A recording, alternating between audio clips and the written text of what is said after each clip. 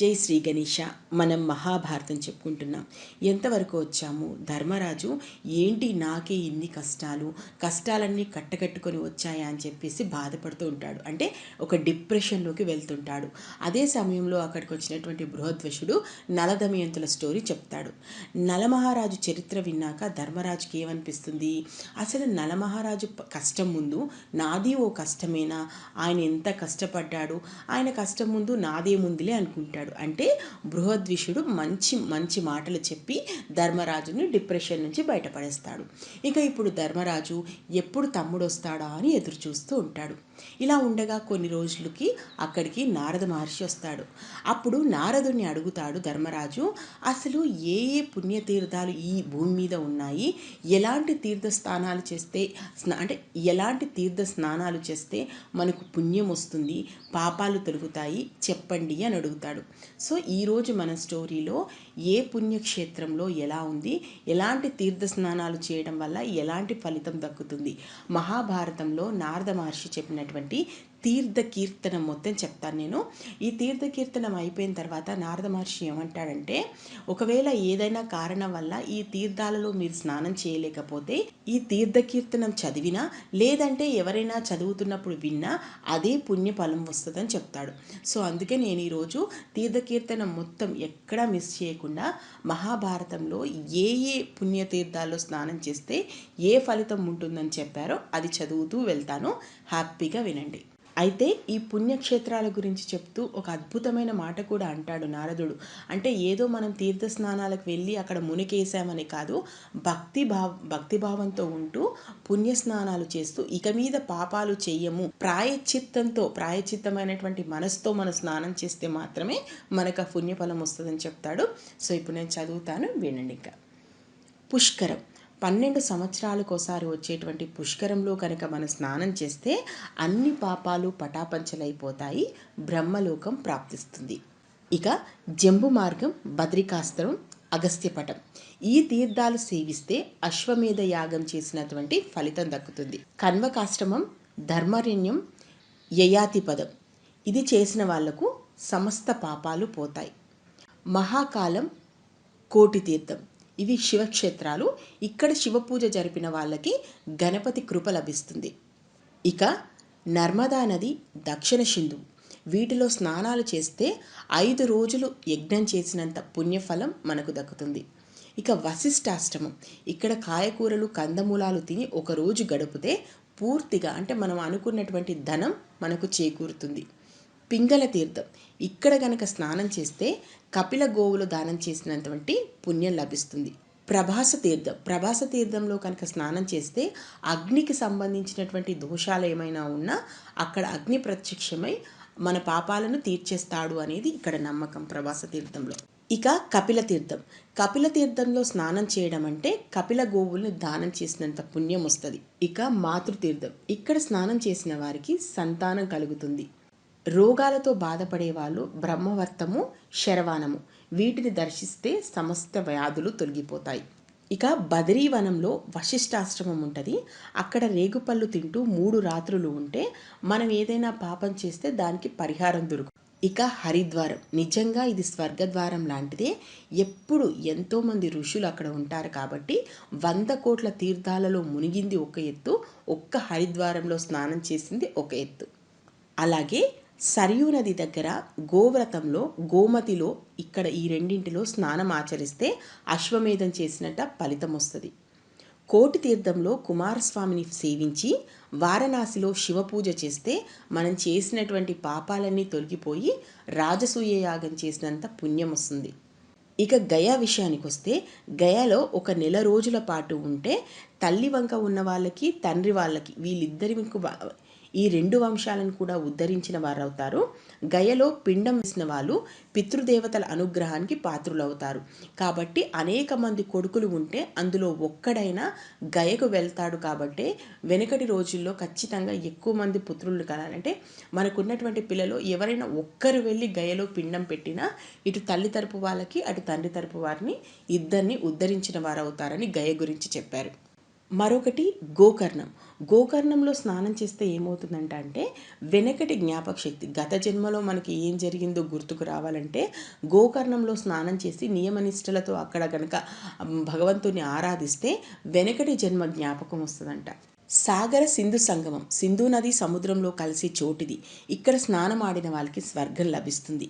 శంఖకర్ణంలో శివ పూజ చేస్తే 10 అశ్వమేధాలు చేసినంత ఫలితం వస్తుంది. వసుధార, వసుసురం ఉంది కదా, ఈ 2 తీర్థాలు అంటే వసుధార వసుసరం, ఈ రెండిట్లో స్నానం ఆడితే ఐశ్వర్యవంతులు అవుతారు. ధనం కావాలంటే మాత్రం వసుధారకు వెళ్ళి అక్కడ దాని కింద స్నానం చేయాలంట. అలాగే బ్రహ్మతుంగంలో సేవిస్తే బ్రహ్మలోకం ప్రాప్తిస్తుంది. శక్రకుమారి, ఇది ఇంద్రదేవుని తీర్థం, ఇది ఇంద్రలోకం వెళ్ళడానికి దారిని చూపిస్తుంది. మలహారంలో అగ్నిదేవుడిని హర్షిస్తే అక్షయం అవుతుంది, అంటే మన జీవితంలో కోరుకున్నటువంటి కోరికలన్నీ నెరవేరుతాయి. ఇక దేవకి నదిలో దేవతలతో సహా శివుడు ఉంటాడంట, అక్కడ స్నానం చేస్తే కోరిన కోరిక తప్పకుండా తీరుతుందంట. దేవిక, కామ్యకము, రుద్రతీర్థము, యాజనము, బ్రహ్మబాలుక, ఇలాంటి ఏవైతే దీర్ఘ సత్రయాగాలు చేసినటువంటి పుణ్యం ఉంటుందో ఆ పుణ్యం అంతా కూడా దేవికీ నదిలో స్నానం చేస్తే దొరుకుతుందంట. ఇక వినాశ తీర్థం, ఇక్కడ సరస్వతీ నదిలో స్నానం చేసిన వాళ్ళకి స్వర్గం లభిస్తుంది. ఇక శాలుకిని నదిలో స్నానం చేస్తే 10 అశ్వమేధాలు చేసినంత పుణ్యం వస్తుంది. వరాహ తీర్థంలో స్నానం చేస్తే, వరాహ తీర్థంలో ఆదివరాహుడు విష్ణుమూర్తి అవతారంలో ఉంటాడు కాబట్టి కోరిన ప్రతి కోరిక నెరవేరుతుంది. ఇక శ్రీతీర్థంలో స్నానం చేసి, ఎవరైనా ధనవంతులు కావాలి, డబ్బు కావాలి అనుకునే వాళ్ళు శ్రీతీర్థంలో స్నానం చేస్తే శ్రీమంతులు అవుతారంట. ఇక ఎవరైనా సరే తాము అందంగా లేము, తమకు అందం కావాలి, అందవికారంగా ఉన్నాము, మరింత అందం కోసం తాపత్రయపడే వాళ్ళు ఎవరైతే ఉంటారో వాళ్ళు శంకిని తీర్థంలో స్నానం చేస్తే ఉత్తమ రూపం వస్తుందంట. పుండరీక తీర్థంలో శుక్ల దశమి నాడు స్నానం చేస్తే పుండరీక యజ్ఞం చేసినంత పుణ్యం వస్తుంది. అక్కడ వైతరిలో స్నానం చేసి వెళ్తే ఎంత పుణ్యమో ఇక్కడ పుండరీక తీర్థంలో స్నానం చేయడం కూడా అంతే పుణ్యం. అలాగే కౌశికీ నది, వృషద్వతి నది, ఈ 2 నదులు కలిసే చోట స్నానం చేస్తే సకల పాపాలు తొలగిపోతాయి. శ్రీకుంజకం, సరస్వతీ నది ఉంది, అక్కడ సరస్వతీ నదిలో స్నానం చేస్తే సరస్వతి కటాక్షం లభిస్తుంది. ఇక పృథుకా తీర్థం, ఇది అన్ని తీర్థాలలో ఉత్తమమైనది. అన్ని తీర్థాలు దర్శించినటువంటి ఫలితం ఈ తీర్థంలో దక్కుతుందండి. ఇక దేవస్రవ అనేటువంటి సరస్వతి నది ముందు ఒక పుట్టలోంచి అక్కడి నుంచే బయటకు వస్తున్నటువంటి నీళ్లు ఉంటాయంట. ఆ నీళ్లతో కనుక స్నానం చేస్తే మనకు ఇప్పటి వరకు చేసినటువంటి పాపాలన్నీ హరించుకుపోతాయి. ఇక సప్త గంగా సంగమం, త్రిగంగా సంగమం, శుక్రవస్తము, గగనజలము, గంగా సరస్వతి సంగమం, ఈ తీర్థాలలో కనుక స్నానం చేస్తే ఖచ్చితంగా పుణ్యలోకాలకు వెళ్తారని సాక్షాత్తు భగవంతుడే చెప్పాడు.